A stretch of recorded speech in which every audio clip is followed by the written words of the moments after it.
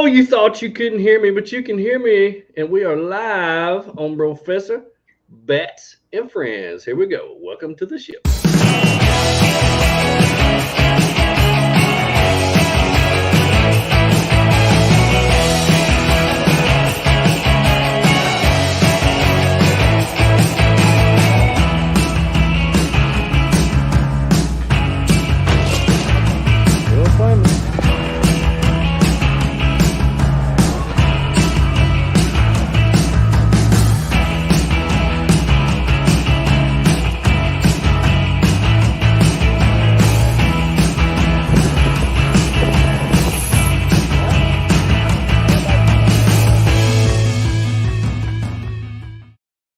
Well, I tell you what, it is good to be here on a Taco Tuesday. Tony, you live true with the Taco Tuesday. I did. I did. We had some good tacos this evening. Buddy, it is good to see your face.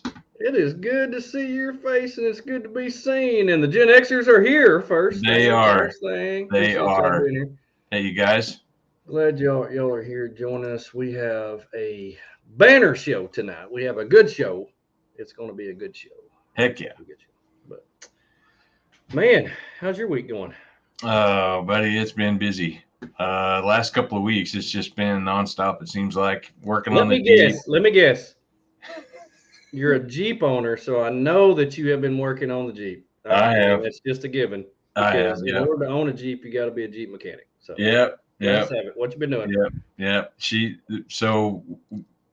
Just catching up on some maintenance. We had some axle seals in the front that had to be replaced, and some spider gears in the back. Oil changes, all that kind of good stuff. So yeah, it's just been a little bit at a time the last couple of weeks getting that done. Yeah. Lots of stuff. Arla and Misty, since they started the Rebel Rally, all that stuff, we've had packages and all kinds of support coming in, so it's been really exciting.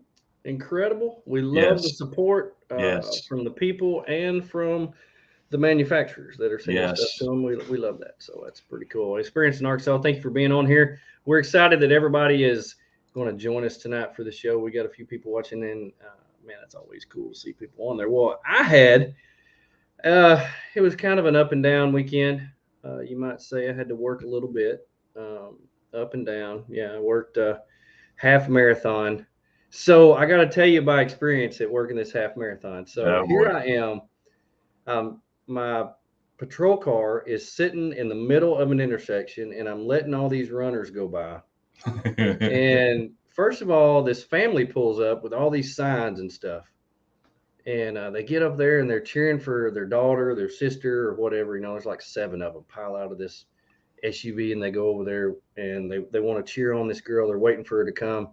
Well, the dad, they walk over and I say, hey, y'all can go over there and stand by my patrol car, and that way y'all can see them coming, and they'll just run right by you. And they're like, oh, man, that'd be awesome. So they went over there and they had their signs up. They were, woohoo, y'all are doing great. Every time they ran by. Well, the dad got tired of waiting, and he walks over and sits down on the front bumper of my patrol car. And he just sits there with the blue lights going and everything. And I thought, boy, he just made himself at home. So that was pretty funny. But the funniest thing that happened to me was right at the end. This old man, he was probably 70 something years old, and he runs by. He's got on sweatpants and a wife beater, and he has got a 40-ounce PBR in his hand. Oh, he was running with it. He is carving up for the race. Public intoxication at its best. It was great. I just loved it. Waved to him. I said, man, truck on, brother. So that was so good. I love that. But anyway, I had to work that morning. I was able to get out and do some hiking Saturday afternoon. During the day, I actually went to Woolly Hollow State Park. That's just north of Greenbrier. When I was a little kid, we used to go there before it was ever a state park. It was just like a random, I don't even know if it was a city park back then, but they had like paddle boats and different things. Had a little lake there that you could go to, but I had no idea the extensive hiking trails that they had. And I did one that was like 3.5 miles. And then I did a couple other ones. They got a beautiful little cabin there. So I got to experience that. That was really neat. Saturday night, went to watch the Wampus Cats get the tar beat out of them by Bryant in football. That's kind of the way it goes. Look at there. I don't know which one of you is on here with the day we make, but thank you for being over here. Oh, look here. I guess that's Misty because there is Feral Joe. There's Feral Joe. Thank you, Joe, for being on here and watching. We were just talking about Misty and Arla with the new Rebel Rally stuff, and want everybody to encourage them to get out and support them. They actually have a way that you can donate. They have to raise a ton of money to this Rebel Rally. So get out there and support them. But man, Joe, I miss you, buddy. I miss you. I hope Ohio is everything that you thought it would be. Is that where they are? Or are they in Indiana? Okay. Indiana, Ohio. It's close. Same difference as your life. You'll see him December 3rd, I think. Sweet. Yeah. I want to make sure that everybody knows about that. December 3rd at Artemis Overland Hardware in Springfield, Missouri. We're going to be doing a lot of good stuff. It's going to be rigs and coffee. We're going to have a Thanksgiving dinner. It'd be like open house for the new place up there, and it will be amazing. And really hope everybody can come out to that. I really want to see everybody there. Toys for Tots. Toys for Tots. Yep. Toys for Tots. Bring an unwrapped toy. Yeah, bring an unwrapped toy, and we will donate that to Toys for Tots, make a big donation, and hopefully the Marines will come pick that up while we're there. That'd be really cool. Yep. But Sunday, got to spend some time at Devil's Den. It was a beautiful day. The wind was blowing a little bit. It was a little bit warm, but got to spend the day out there and hiked a few trails out there. Got to see some of the overlooks that you have up in your neck of the woods. It was a beautiful, beautiful spot. Look at there. There is the number one lady that lives in your house with you. Miss Bats Off-Road. Miss Bats Off-Road. Thank you for being on here with us and supporting us in our little venture where we like to talk to people. But that's what's going on with us. We've had some pretty busy schedules here lately. Tony has actually went back to work. I know, Arla, I'm sorry I wasn't able to come over. But in my defense, last time I was up there, I came over and somebody wouldn't let me in your house. So I just want to say that. You did. It's true. And Sunday was hectic. I was trying to get Arla's rear end back together, and so. Yeah. Well, you tore a rear end apart. You got to put it back together. Oh, we won't go there. So anyway, today, I don't know if anybody knows it, but the polls are only going to be open for like another hour if you're in Arkansas. So if you haven't got out there and voted, get out there and vote. Use that, because that is your right voice. As your voice. You're right. Your voice. Have your voice. If you don't vote, you can't go out. So there you go. But for about an hour, we're going to take your mind off that, and hopefully we can talk about some stuff that maybe would be relevant to you and to us as well. And we got a good show that we're going to talk about some really cool stuff coming up. But first, we're going to talk about our sponsor spotlights. It's now time for the sponsor spotlight, talking about all the products, services, events, and businesses that we use and love. Here we go. Yeah, so this week is MC Ranch Overland and the original fire reflector. Yeah. MC Ranch Overland, owned and started by Michael and Carolyn Offerhaus, hence the M&C, have created a business where we all can build communities, share stories, embrace moments, and make memories one campfire at a time. Now, the original fire reflector by MC Ranch Overland, designed to enhance and improve on all the aspects of campfire and the outdoor cooking experience. Using the principles of a parabolic arc and the properties of aluminum, it reflects heat exponentially back to the user or users, keeping them warm and cozy. It also reflects light into your campsite, creating a bright, engaging, and warm glow. The strong and lightweight aluminum construction of the original fire reflector weighs in at a mere 27 pounds. Neatly folded, the reflector stows away into its 1000 Cordura military-grade carrying case, desert tan in color on the outside and reflective orange on the inside. Don't you have one of those, like handy? I do. I sure do. I could show everybody. Right here. I mean, you got it like handy. There it is right there. There it is. And it comes with a really cool patch on the outside of it too, as well, that you can remove via Velcro. That's pretty cool. Yeah, bam. There it is, mcranchoverland.com. Yeah, we got to put this thing to use at Rendezvous. We sure did. The very first night at Rendezvous, it was real windy. It was really cold. We set up the propane fire pit and put the fire reflector around it, and it reflected the light and kept the heat in that one little area. And since I'm like skin and bones now, I was freezing to death, and it was just amazing. I love it. It worked really good, and it really reflected the light well too, and helped light up camp there. I thought so too. And so another little thing that happened recently, I want to give a congratulations to Mike and Carolyn, is they finally got their U.S. patent on this thing. So they were really happy about that. It happened right before Rendezvous. So that's cool. I know they've been trying to get that for several years now, and they finally were able to get that too. And I know a lot of the things that you see says patent pending. That's because it takes forever for that to actually come through, and for them to get that, that's a pretty big step. Yeah, big deal. Back and forth through the patent attorney, several times. So anyway, congratulations to them. We appreciate their support. So everybody definitely. So check them out, mcranchoverland.com. They also have another tool that they have that just came out with to carry firewood. Yep. Can't remember what it's called. Dadgummit, I can't remember. It's similar in design, out of the same fabric that the bag is, but it opens up and you can put your wood in there and carry back to when you're gathering, for your campsite and stuff. So pretty cool. Story. They make really good, high quality materials. I was very impressed with the quality of it. It is kind of big, but it's kind of thin. So if you can stand stuff up and pack stuff next to it, it is really, really cool. And I've used it several times with campfires, and it's getting campfire weather. I know. So and we've got rain where we can actually have campfires now. They have taken away the fire bans. Finally. Arkansas is no longer in risk of burning down like California. So we can actually have a campfire now. It's pretty amazing. So anyway, check them out. You may want to get one of these for your rig. Who knows? That's right. We love ours. That's for sure.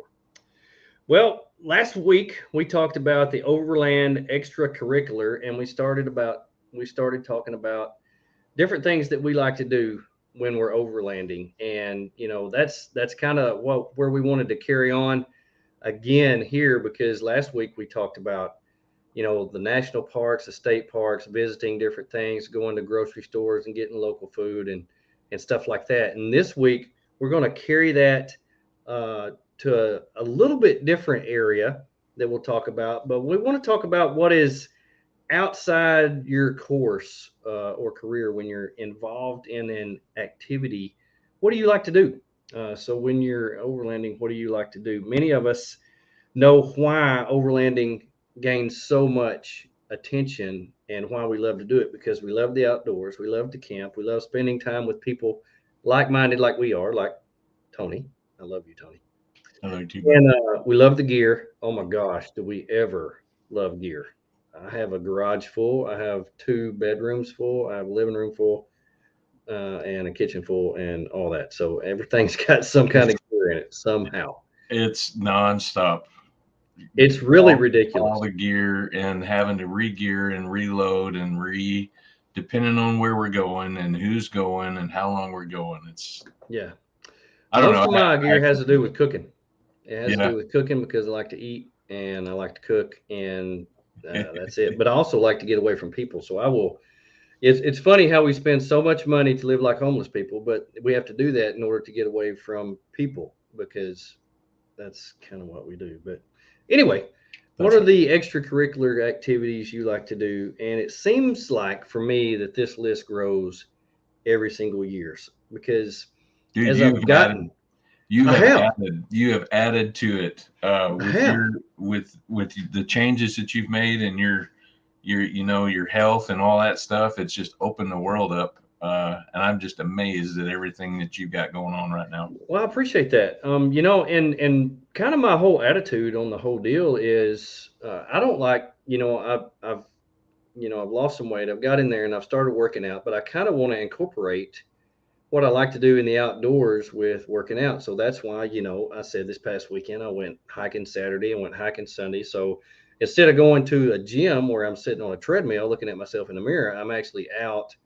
looking at fall colors, seeing deer, animals, whatever, other people, and just seeing what, the parks have to offer. And it's amazing, Now, a quick question, kind of off script. When you hike, you got a chest pack that you carry, right? I do. You do.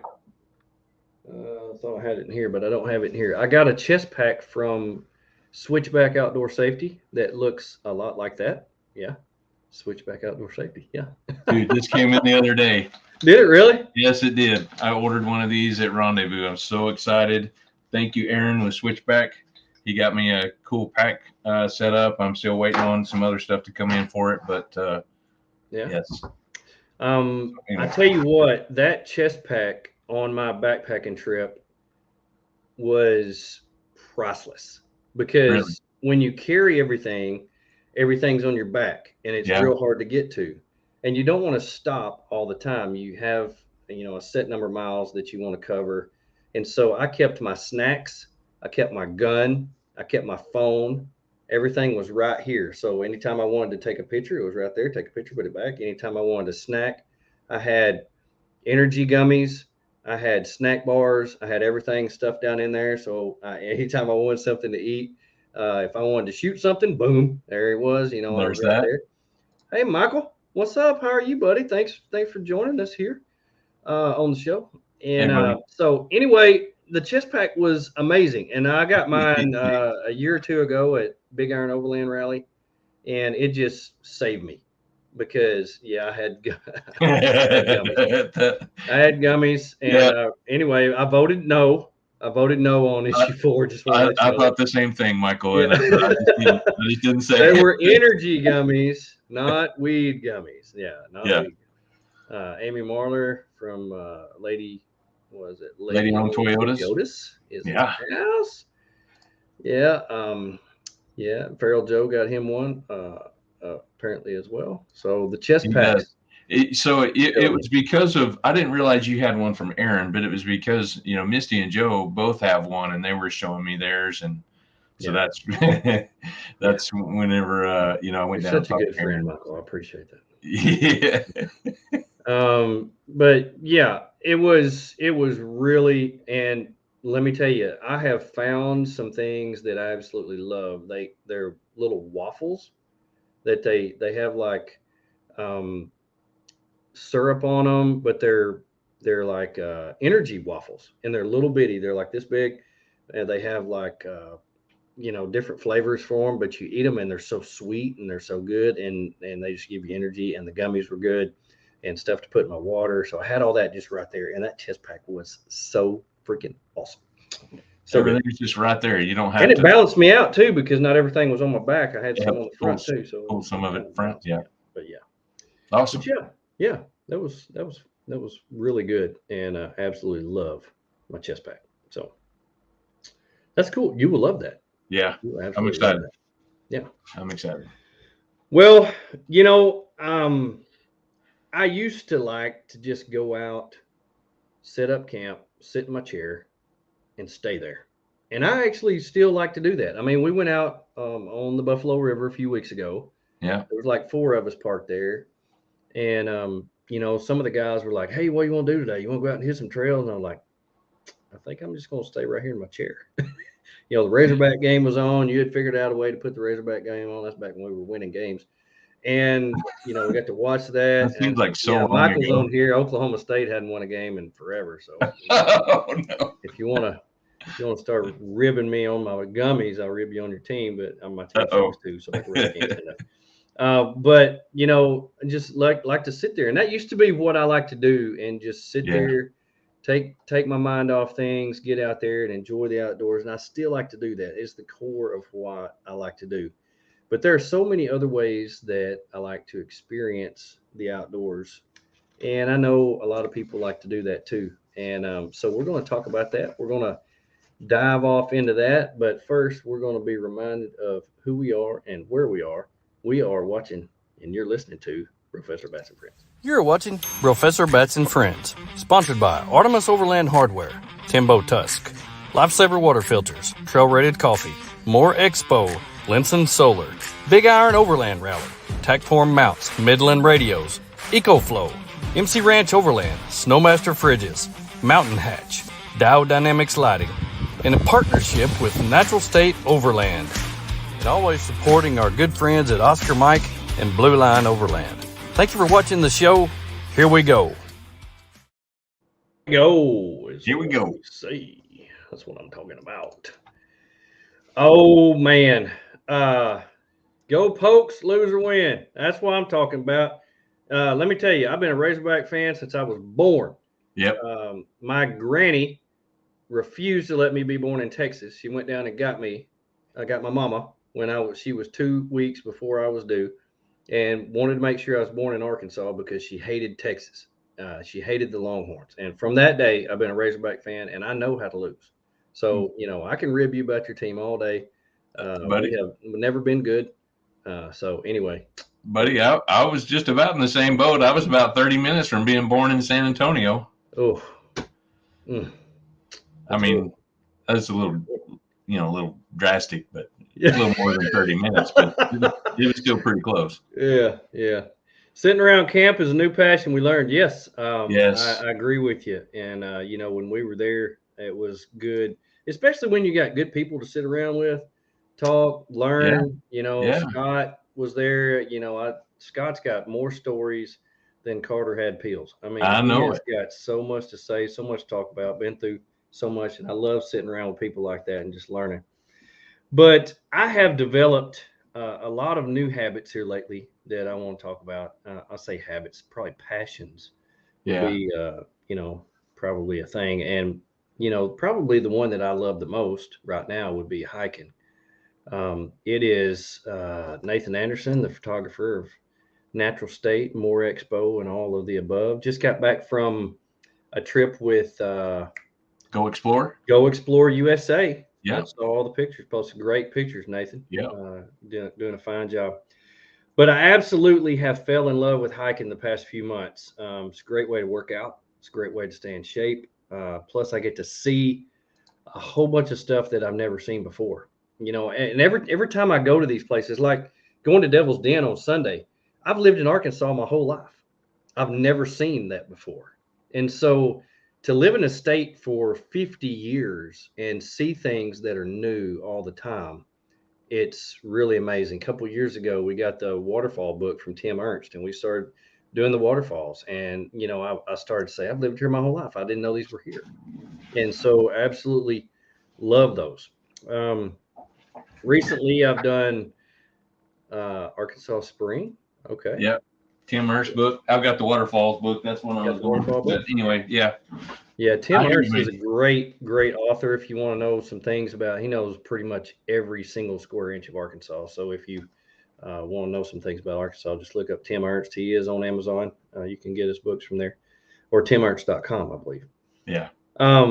But I've recently fell in love with going to the state parks all over again. I did the Rim Trail at Mount Nebo, which you go there on a clear day, you can see forever. It is such a beautiful place. Easy hike, a lot of cool places to see. Cadram Summit Park is right in my backyard, about 2 minutes from my house.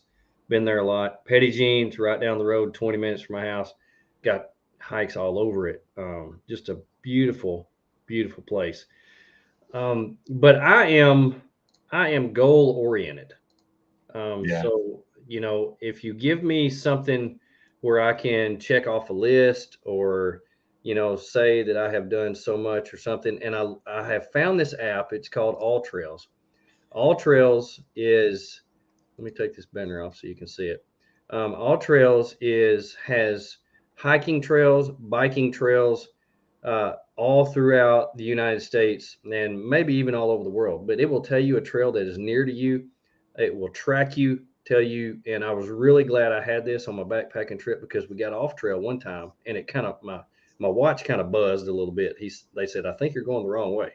And I was glad that it told me that because I did not want to do anything further than what I had to on that 20-mile trip.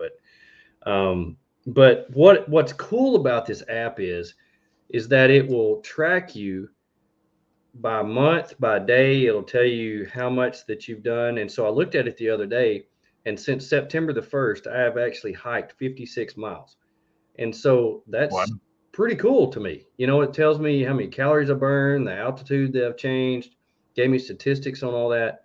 You can go in there and upload pictures, and it saves it for you. And it's just a really, really neat thing to have. I mean, it don't use your battery like I thought it would. So it's a lot like on X in the vehicle where it will tell you, you can pull it up and it'll tell you all the trails that are near to you, mountain biking trails, hiking trails, all that stuff. So it's really, really cool out. Nice. But I love it. Now I have a lot of, let's see, All Trails is legit. They love it. So Experience in Arkansas loves it. Butterfield Trail at Devil's Den. That's a nice hike. Gen Xers, I appreciate you bringing that up. Butterfield Trail is, I think, 14 miles. You actually have to have a permit to go do it. It is one of the few places up there where you can backpack in and overnight. It's pretty cool place. And I plan to do that. But yeah, I kind of have to have more than one day. Joe says I use All Trails hiking all the time. Saved my butt on Mount Shivano in Colorado on my first 14er. I will let you know when you're off trail. Some of these trails are marked good, some of them are not. So it's really good tool to have. Now there's so many. If you were to ask, so what's your dream trail? And Joe, I know you do a lot of hiking, Gen Xers as well. If y'all have like a dream trail you want to go on, tell me where you want to go. And Nathan's on here too. Well, I can tell you what Joe's dream trail is. He's been trying to get me to go for a couple of weeks now. Oh yeah. Right off the top of my head, I don't remember the name of it, but it's a trail in Arizona. It might actually be called the Arizona Trail or something, but it's like 800 miles. Oh goodness. It just blows my mind why anybody would take off and want to do a trail. But there's some pretty long ones out there. You know, he says it takes like 2 months to do or something. And I'm like, no, that's sorry, Joe, I'm out. Ways. I mean, I'm in shape for it. I just don't have that much vacation time, you know. So yeah, look at there. You got it. Arizona Trail. Arizona Trail. Yeah. I was betting that was going to be what his choice would be. Yeah. I tell you what, if I have some time next summer in July, I'm going to the Tetons because I'm going out to the Tetons in Wyoming and spend some time out there. So Joe says the Arizona Trail culminates in a rim to rim of the Grand Canyon. So that's pretty stinking cool. And I can't imagine the views that you would have doing that. So that's pretty amazing. I can't even fathom what that would look like. Jenny Lake Trail and Grand Teton National Park. There was one that we went by that I looked up in Minnesota when I was up there, Cowiche Falls, the Highline Trail and Glacier National Park. But I've been looking up doing some hiking in Europe and seeing what it would cost to go over there for 7 days and do some Sweden, the Mount Blanc in France, Italy, and Switzerland, or maybe even Machu Picchu, which is something I've always wanted to do. So there are some really cool resources out there that I have found that will help you find some trails if you want to do this. Earth Trekkers is one. Look up Earth Trekkers. Earth Trekkers will tell you the top hikes in the world to put on your bucket list. So they will, it lists like the top trails in the world. And then if you look at outsideonline.com, it will tell you the best hikes in each state. So you can look up, if you're going to a state, it will tell you the best hikes in each state, which is pretty cool. So I have looked up both, got them printed off, and now I've got my checklist that I can do. So you got that goal oriented checklist. Some good resource. Now, one of the things that you like to do when we go out is, let's see, Joe says my favorite hike was hiking Mount Olympus in Greece in 2019. Wow. You're probably the only person I know that's ever done that. So that's pretty stinking cool.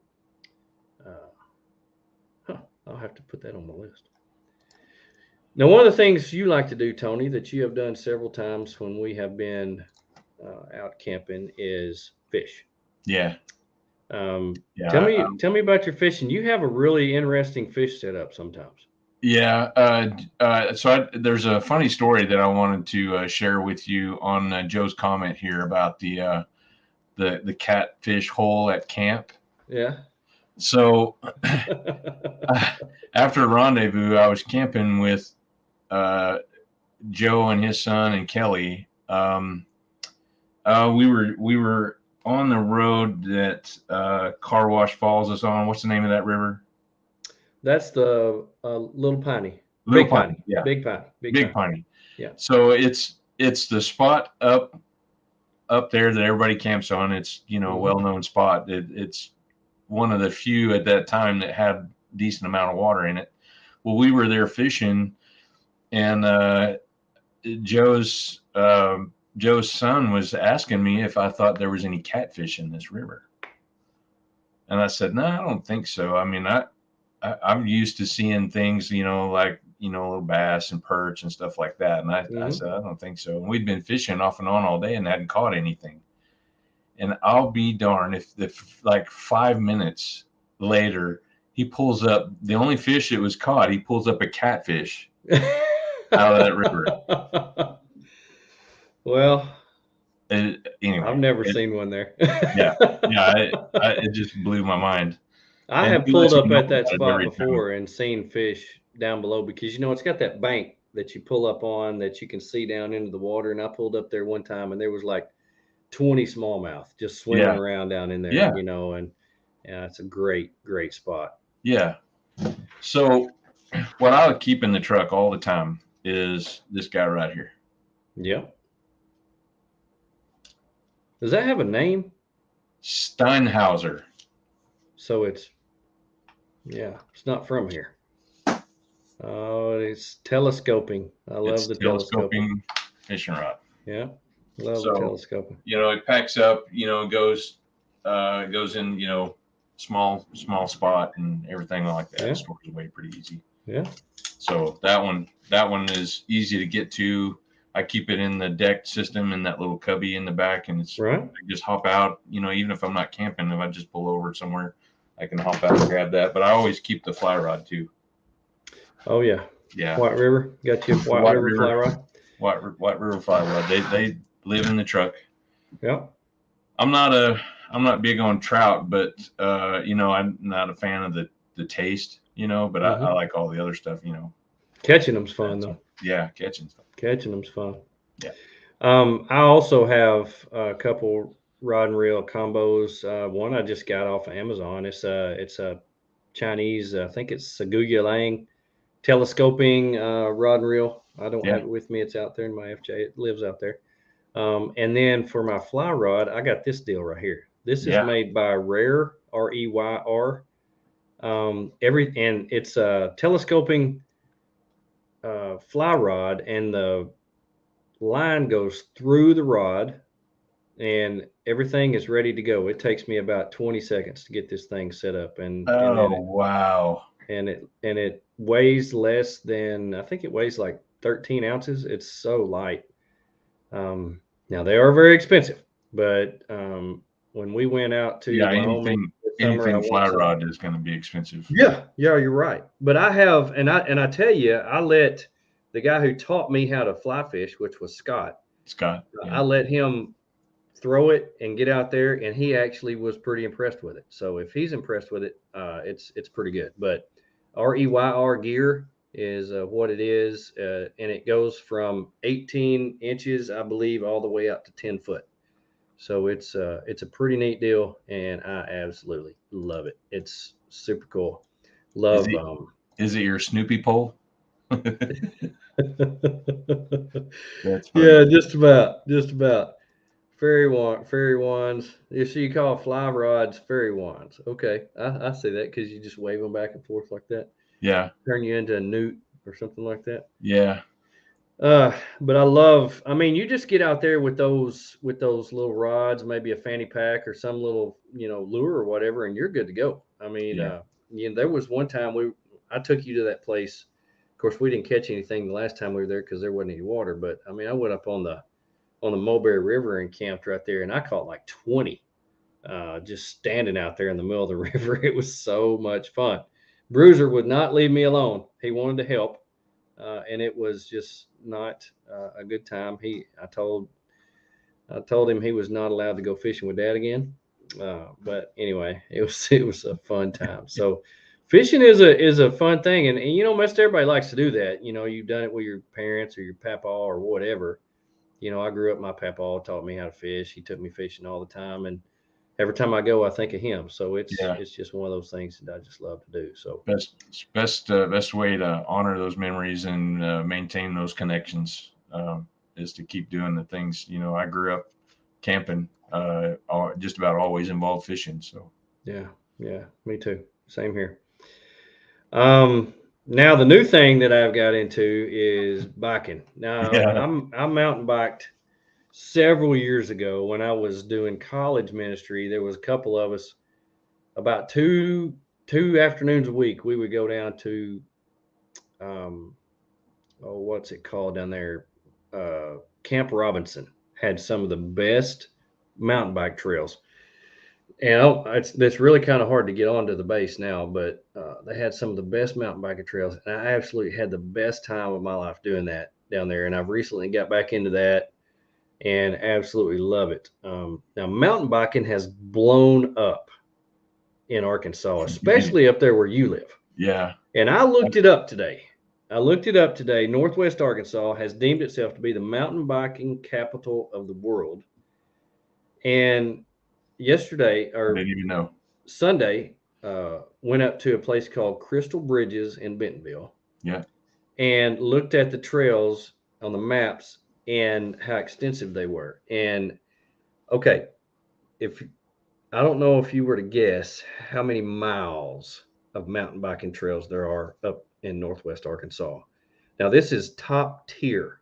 So it's not just regular mountain biking trails. These are top tier, well-maintained mountain biking trails just in Northwest Arkansas. So Bentonville, Springdale, Fayetteville, that little area right there, more than 250 miles. Oh my gosh. Of mountain biking trails.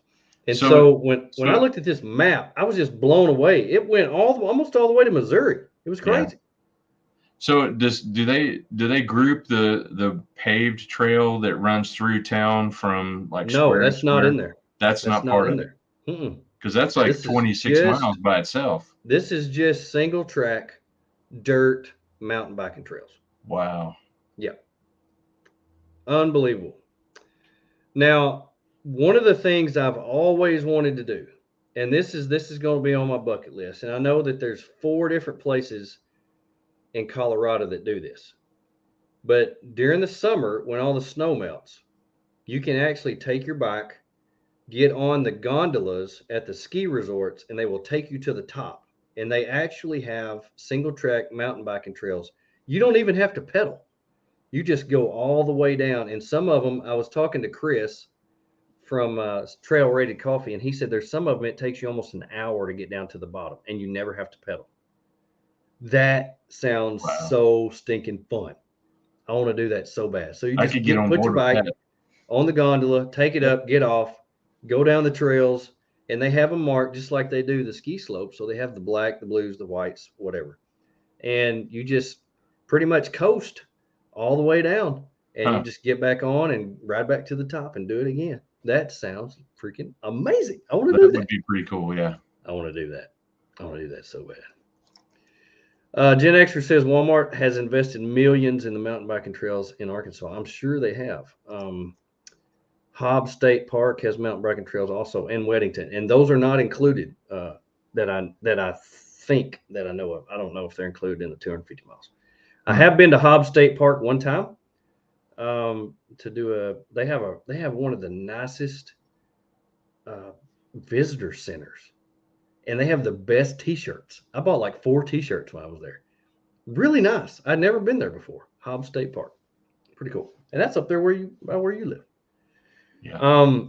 Not too far. Joe, that would be awesome. I would love to go out there and do that, where they just get on there with your bike, take you to the top, you get off, you ride to the bottom, get it back on, take it to the top. I mean, there wouldn't be much of a workout in, but still the fun would be so cool. Timothy Beck, what's up? Hey man, thanks for watching. Yeah, thanks for watching. Now there's something totally new that's out there that I had no idea. So Chris from Trail Rated Coffee started talking to me about this new thing called backpacking. Just blows my mind. What? He has introduced me to a whole new world that I didn't know was out there. It's called backpacking. You can look it up. Backpacking.com has a whole website dedicated. They have trails that are listed all over the United States. It's overlanding on a freaking bicycle. Are you kidding me? And he hooked me right off the bat. I mean, it was hook, line, and sinker. Yeah, I didn't know it existed. That's crazy. Didn't know it existed. So I started looking up some of these pictures of these bikes that have been outfitted. And this bike here has pack on the front, pack on the back, a little pack on the top, and then a pack through the frame. And on this bike, they carry everything. They carry their clothes, they carry their tent, they carry their food, what they cook with. And these people travel hundreds of miles, some of them thousands of miles on these bicycles and live off of them. It's stinking cool. Where's the roof rack and the rooftop tent? I was kidding with Chris and said, man, I need to find me a little bicycle trailer I can put me a rooftop tent on. And I said, you watch, somebody's gonna come out with it, because it's just there. Somebody's gonna do it. It's gonna be cool. But here I am starting something new, and little did I know on bikePacking.com there's a series of 3 trails in Arkansas that they have on their website that's over 120 miles. I didn't even know it was there. And so here I have something in my own backyard that I have not experienced, but I have started a whole new build. I built out my FJ. I built out my adventure bike, and now I'm building out a bicycle for backpacking. A bicycle. Oh my goodness. I actually put the rear rack on it right before the show started. So I'm hooked, line, and sinker. I mean, he got me. So when's your first trip? What's your first trip? I don't know. My schedule's so full, I really don't have a clue when I'm going to be able to do this. But fortunately, I have been able to rig up on my FJ a way to carry bikes. I had to put an extension on my to get past my dual swing out and my spare tire and all that. I had to put an extension on my receiver, and then I put a bicycle carrier on there, so it sticks out like 19 feet out behind my FJ. But by gosh, it works, and I can put 3 bikes on there and carry them everywhere I go. So I can put my bikes on there. This vehicle makes wide right turns. Yeah, on those sides. Yeah. And I've also got 2 bicycle mounts that I got from Rhino Rack that I'm going to put on the roof. So here's my plan.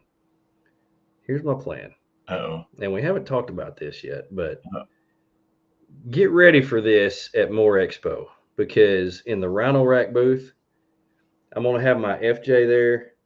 The tent's going to be popped up and set up with a kayak and 2 bicycles on it. Yeah. That's going to blow your mind. Wow. Yeah. So that's pretty cool. Pretty excited about that. I got my kayak rack up there, but I've got to get a new set of bars for the tent, because my kayak racks have to be spaced out, but the bicycle racks have to be closer together. So I've got to add a whole nother bar in the center to be able to put my bicycles on there. But when I get it set up, I'm going to be able to have everything I need with my kayak and my bicycles on there. Everything I need to be able to do anything I want wherever I go. How cool is that? That would be cool. Yeah, and we're going to talk about that a little bit more here in just a minute. So, heck yeah. Experience in Arkansas says, saw a guy doing this on Hawksbill Craig Trail last year, miles of nasty gravel road on skinny bike tires, glutton for punishment. Yeah. Now, I haven't got into the bikepacking is a little bit different from the gravel biking, and I just found all this out because I've done so much research on it in the last month. But there's gravel biking, backpacking, mountain biking, and road biking. So you can do pretty much any of it that you want. Now, road biking is not really my thing. I have a road bike, but I don't like staying bent over all the time and wearing those unitards and all that other stuff that you have to wear when you do those, and all the sponsors and like NASCAR all over. Yeah. Those are kind of fun. That's not really my thing though, because if I do that a lot, I'm going to eventually get hit by a car. That's be my concern. Yeah. So I just soon get off in the woods and get hit by a Jeep, So I don't want to get hit by a car. I'd rather get hit by a Jeep. Yeah. You'll survive getting hit by a Jeep because it won't be going fast enough. But gravel biking's been around a long time. They do a lot of gravel bike races. I can't tell you how many times I've been on the roads in the Ouachita National Forest and, I meet a guy or girl on a bicycle. And it looks like a road bike, a 10-speed bike, but it has bigger, fatter gravel tires on it. And it doesn't look comfortable at all. But, hey, to each their own. And a lot of people do it, so it must be something to it. Right. I don't know. But I love riding bicycles, been riding a bicycle. Almost everybody rides a bicycle. Everybody can just about go back to that time when they took the training wheels off. Dad reached back and pushed him as hard as he could, see how far you could go before you fell over and skinned your knee. But pretty much everybody's rode a bicycle before. So it's something that you can maybe go back to and, get some exercise, be healthy or whatever. Yeah. But I love it. Now, one thing that's a little bit different that I want to talk about, because we are talking about doing some things overlanding while you're overlanding. Now, I know that you're into this, and I'm into this pretty heavy in different ways. But do you collect souvenirs on your trips? Yeah. Okay. Yeah. Do you collect certain things, or what do you do? Well, I mean, we typically stick to, we do the patches and the stickers and, T-shirts, stuff like that. Some random novelty stuff. Sometimes it kind of maybe is unique, but usually it's just T-shirts, patches. I would hate to know the amount of money I've spent on patches and stickers. Yeah. I mean, that would just, I really don't think I'd be able to sleep tonight if I knew the amount of money, because I could probably bought a brand new, Forerunner or something. I don't have probably a fourth of the patches you do, and I'd hate to even guess how much you I'm just waiting for my headliner to come crashing down on my head one day while we're doing a trail. I mean, it's just going to come down. I know it is, because my headliner has to weigh at least 700 pounds with the patches that are up there. Well, we just have to drill straight through the top and put a bolt in a big. Yeah, that's what we need to do. Yeah, go straight through the tent, through the rack, through the roof. And then those big patches that you can get from Mason, you can use that to cover up the bolt heads on the inside. Yeah, those. I did a little video on that. If you've never seen it, it's pretty funny. But those patches that Mason has for autism. Are almost as big as like a motorcycle club center patch on the rack. I mean, they're humongous. And so anyway, but by the way, if anybody has any experience putting patches decently on a headliner, please get with Mason, because he is the most horrible at it I've ever seen in my life. Really? It's like he stands back and just throws them, and wherever they land, they land. It's horrible. Oh, I can't. My OCD, I can't even look at it. I haven't seen it. Can't look at it. It's just so I'll have to. Absolutely awful. Yeah, it's horrible. Now so I do collect the stamps. So I started that this year. You kind of got me started on that when I go to places. But other than that, that's pretty much it. I do collect the state park stamps, national park stamps. Love doing that. That's such fun. Now, when I started doing motorcycle trips years ago, we were collecting. I had a T-shirt from every Harley Davidson dealership. Oh, you got your National Forest Adventure book. Look at there. That came in. So yeah. Another thank you for that. Excellent. No problem. But I do love those. I love those books, memories that you can pass down from generation to generation. So that's pretty cool. But years ago, before I started overlanding in a vehicle, I was pretty much overlanding on a motorcycle. And I'd pull a trailer behind my Harley. We'd camp anywhere and everywhere. And I had a T-shirt from every Harley Davidson dealership in the friggin' known world. I mean, I had, but you end up with 800,000 T-shirts that if you wore one a day, you couldn't wear them all in 3 years. Yeah. And so we started doing shot glasses, and now I've got shot glasses all over, but they just take up a lot of room. And I'm like, why are you doing this? You don't even look at them. They get dust all over them. And anyway, so I started doing journals and knives. I've got knives from different countries. I've got purses from different countries. I've got a thing that says "Welcome to Ghana," on it. I've got some jewelry that's made out of volcanic ash from Italy. I mean, I've got all kinds of stuff. Random novelty stuff. Random. Yeah. All of it is just total random. Yeah. You get sand from the beach. You bring back shells and they start smelling like butt and making your house smell stink. Oh, dude. They're horrible. Don't bring hermit crabs back. Don't bring hermit crabs. They stink. They're horrible. If they die in their cage, you better get them out quick. Oh, they stink. Ask me how I know. But I tell you, in my old age, the thing that I collect the most now, food. Food? Yeah. I love getting local food. In fact, we were talking before the show over Thanksgiving week. I'm going to New Mexico. It's been a couple years since I've stopped there, and I have been out of green chilies. I want fresh roasted green chilies. You better have some, or I won't be angry. And some chicharrones. There's a shortage. No, there's not. You better shut your mouth. I love, and we talked about this last week. One of my favorite things in the whole world is hole in the wall local grocery stores. They have stuff there, and I could spend all day there. I would drive 12 hours to Santa Fe just to go through a local grocery store. And let me tell you, I have researched it, and there's 4 that I'm going to that are there. Local Hispanic grocery stores or New Mexican grocery stores. I don't know what they are, but they've got all this cool stuff. People have wrote all these things. Oh, you can get stuff here that you can't get anywhere. And I'm like, I'm there. I love it.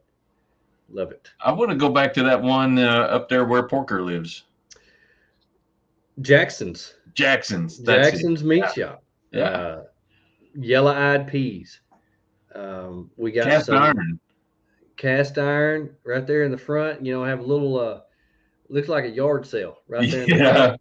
We bought steaks that were on clearance. We got some ramps that you can't get from anywhere except there. It was amazing. I love it. Yeah, I'm probably gonna skip the ramps next time, but I've tried them. They're well, good. There's something to say about everywhere you go, you have a fridge freezer everywhere you go. So we were actually able to buy, I think I spent $120 on steaks. Yeah. Because they had a whole bunch of them that were on clearance and they had them less than half price.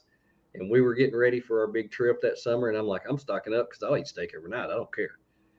And you just crank that Snowmaster fridge down and I turned that Snowmaster down to 15 degrees and hauled them all the way home. And that's, I plan to do that in New Mexico too. So if I find stuff out there that I want to bring home, I'll turn that freezer down and I'll bring it home. I don't care.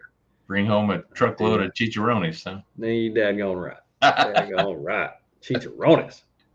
If you're out there listening and you have not had chicharrones, you have not lived. I promise. Right. Woo, deep fried pork belly. I mean, who would not want to eat that? God, right. I swear. With spicy bean dip. Yeah. Now there's a difference. There's a difference between chicharrones and pork rinds. Okay, they're not the same. No, they're not the same. They're not. Chicharrones they're thick and they're chewy, so it tastes like bacon. So it's chewy like bacon, deep fried with a crust on the outside. Okay? Oh, pork rinds are just the skin. Just the chicharrones skin, right? are the meat. Oh. So they're totally, completely different. Totally and completely different. So when you go to the store, when you go down to the local Five and Dime or the Stop and Rob, and you see a little package of pork rinds that says chicharrones on it, that's bullcrap. That's not chicharrones. They're fakers. They're misleading you. I promise. You need to go to the New Mexico Beef Jerky Company in Albuquerque and order 5 pounds of chicharrones and bring them home because they are freaking awesome. Freaking awesome. Now, in your collection of things, if it's not food, of course, I still have to watch out in food because I only have so much freezer space. But the problem that I have is I don't want to end up with a whole bunch of stuff.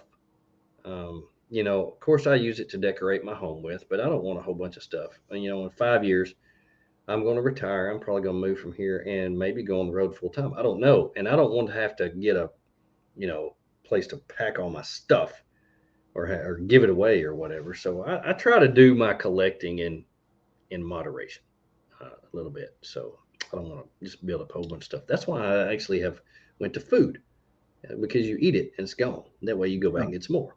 Yeah. And eat it and it's gone. You it's can collect like a cycle. some other thing. It's a cycle. I love it.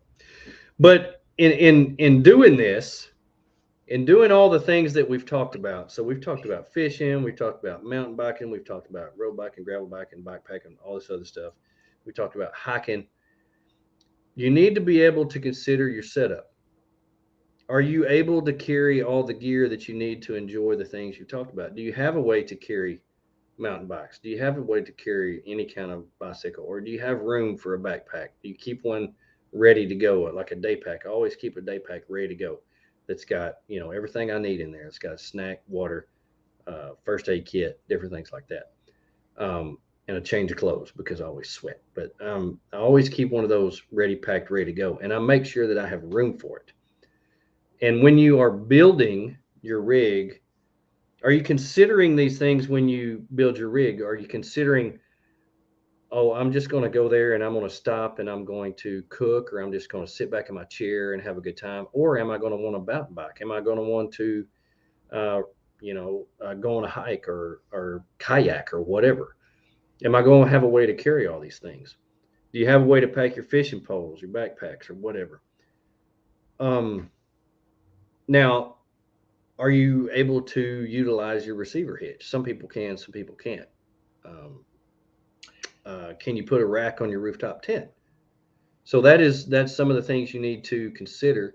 You have an iCamper, which does not have a rack on it. I have a 23-0 Kabard, which does have a rack on it. And that was really one of the reasons why I wanted my tent over something else, because I wanted to be able to put stuff on top of it. And so I was trying to plan for the future, thinking I may want to carry a kayak. I may want to carry bicycles. I may want to carry, something else. I may want to put some solar panels up there. It's not the ideal setup, but it's the perfect setup for me. Yeah. And so, or do you have a trailer where you can carry some of these things? Now, on your trailer, you have a hard shell tent that has a rack on top of it. So you would be able to carry some things. Now you have some solar panels up there. You'd have to rearrange a little bit, but you do have the capacity to do that. Yeah. Yeah. If I made some changes, I could probably, add a couple of crossbars and still somewhat utilize the solar panels, but just add stuff over them in transportation and possibly still have the solar panels for when we get to where we're going and unload the gear, so. Well, and you and I both have compact vehicles. They're not large vehicles. And so we have to consider our room. And so we have to be able to utilize all the space that we have inside and outside. So if you don't have a trailer, you need to think about that. If you do have a trailer, you can utilize that. But if you want to do all these things when you go out, make sure that you make room or you plan for that in your build so that you can make room for backpacks or something in your receiver hitch to carry bicycles or some way to carry your kayak.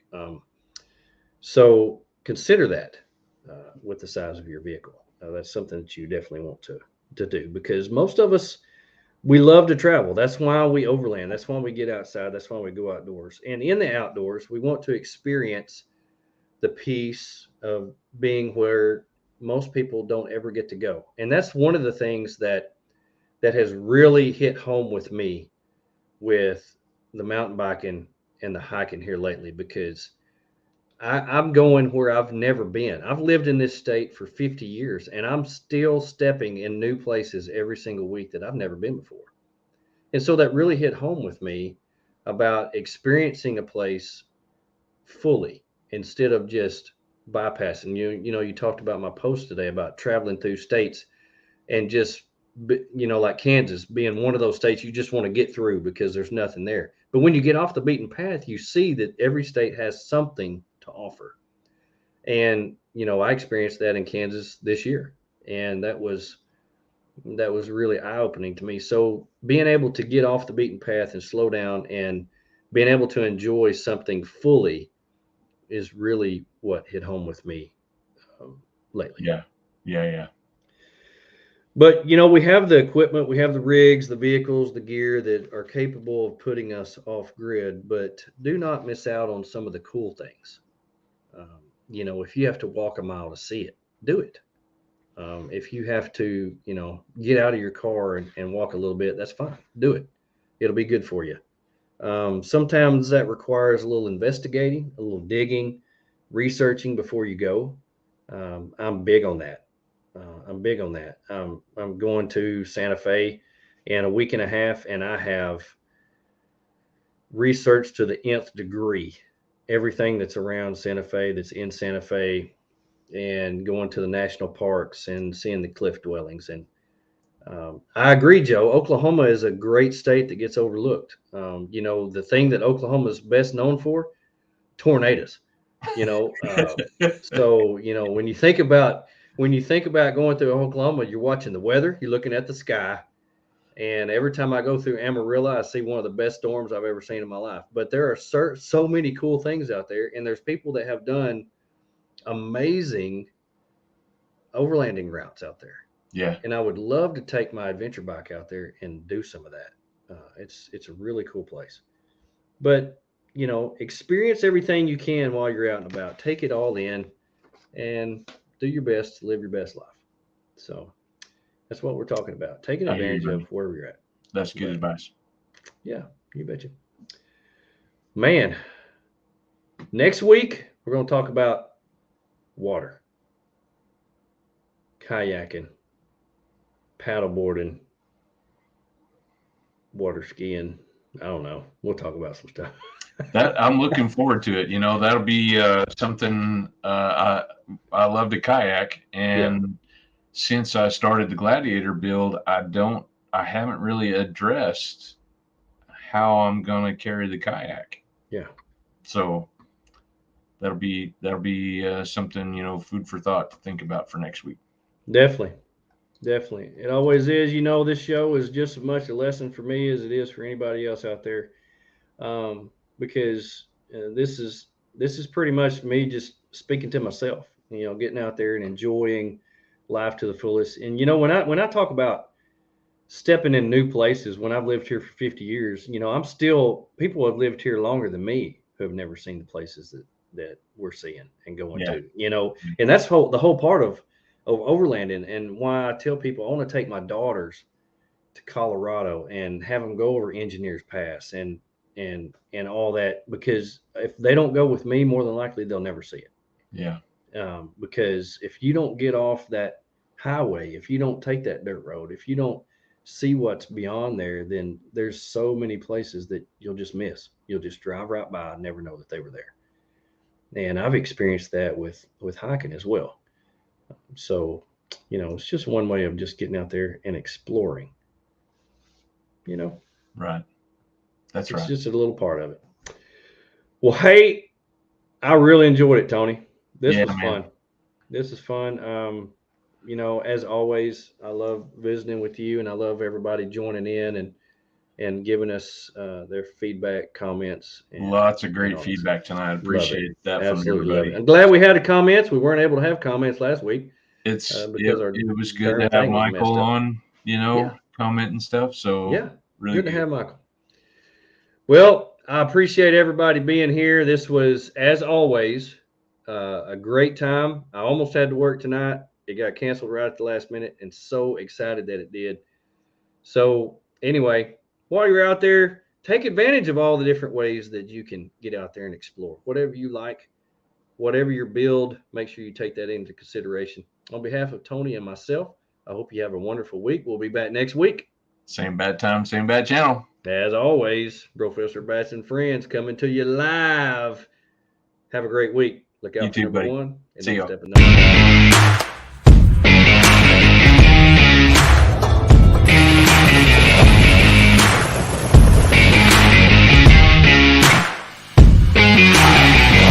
Join us next week. Same bad time, same bad channel. Boom. Professor and Friends 2022. Woo-woo. Thank you for watching. It's your Professor and Bats with Friends. Yeah. Professor Bats and Friends. The Professor Bats and Friends. Professor Bats and Friends. Ka-chow. Do I need butter? Professor and